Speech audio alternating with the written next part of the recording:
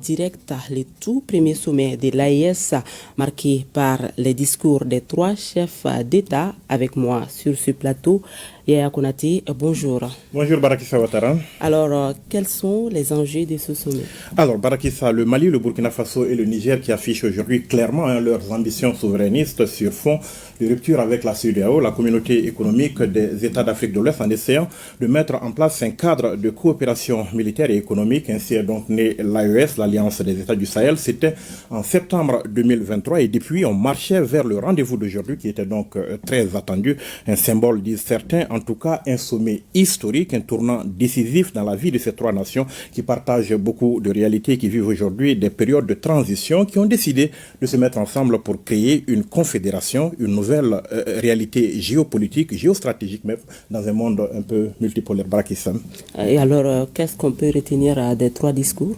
Alors, 3 discours donc pour un sommet, sans compter bien évidemment celui du gouverneur de Niamey qui s'est fait donc le devoir de camper le décor. Le premier discours, c'était celui du capitaine Traoré du Burkina Faso. On retiendra de ce discours l'hommage au peuple de l'AES, un descendant de vaillants hommes et femmes qui ont aidé le monde à se débarrasser de beaucoup de fléaux, sans oublier un procès en règle contre l'impérialisme et ses valets locaux, ses esclaves de salon, dit-il, qui n'ont d'autre souci que de maintenir la domination du maître et défendre ses intérêts.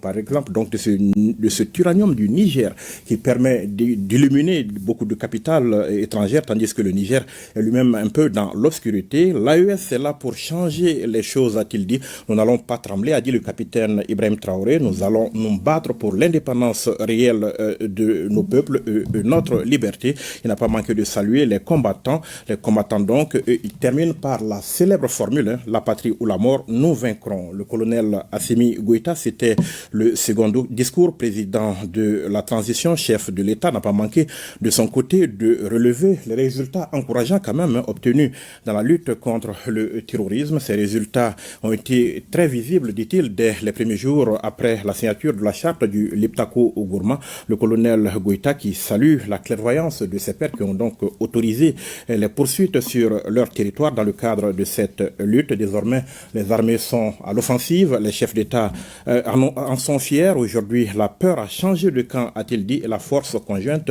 symbole d'unité, viendra à renforcer tout cela. Le président de la transition qui n'a pas manqué également de mettre un accent sur la libre circulation des personnes et des biens dont on a beaucoup parlé mais qui peine à être une réalité. Ce sera un des défis majeurs car l'AES, l'Alliance des États du Sahel qui se met en place, est une alliance voulue comme une alliance des peuples. Le colonel Goïta qui fait également un rappel de toutes ces rencontres ministérielles qui ont abouti à ce sommet et qui a salué les acteurs du processus, les ministres notamment et les experts pour la qualité donc des documents fournis. Le président de la transition qui affiche clairement avec ses pairs cette ferme détermination à faire de l'AES, l'Alliance des États du Sahel, un modèle de coopération dans tous les domaines pratiquement et qui parle de rendez-vous avec l'histoire dans l'esprit d'intégration des valeurs qu'ont incarné les pères du panafricanisme. Place à présent donc au discours de l'hôte du sommet, le président du Niger donc le général Tchani qui a donc salué le Mali et le Burkina Faso qui ont constitué en son temps ce front qui a permis de dissuader les velléités de déstabiliser son pays. Il fait allusion bien évidemment à cette menace d'intervention militaire de la CEDEAO. Donc il a salué donc la solidarité des peuples de l'AES et pour lui l'Alliance des États du Sahel sera désormais ce front, ce rempart contre lequel s'écrasera tout projet d'agression contre nos pays. Barakissa Ouattara, voilà en quelques mots ce qu'il faut retenir des discours d'ouverture de ce sommet.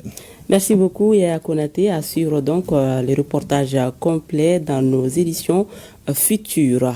Mais avant, je vous propose de suivre un extrait de ce sommet. Le 16 septembre 2023, en signant la charte du Liptako Gourma, nous avons collectivement pris la décision courageuse de créer l'Alliance des États du Sahel, AES.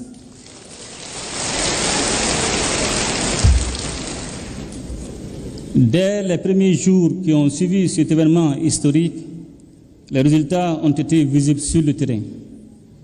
En effet, Notre alliance a très tôt su traduire en action l'architecture de défense collective et d'assistance mutuelle mise en place pour lutter contre le terrorisme sous toutes ses formes et contre la criminalité en bande organisée dans notre espace commun. Je tiens à insister sur la notion d'espace commun pour saluer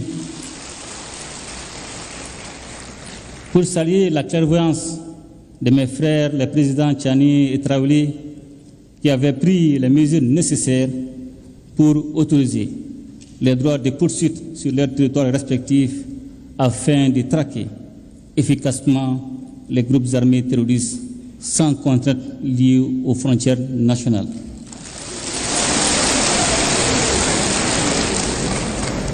La dimension sécuritaire à l'origine de la création de l'AES est parfaitement prise en charge par nos forces de défense et de sécurité qui opèrent en totale complémentarité face aux attaques terroristes.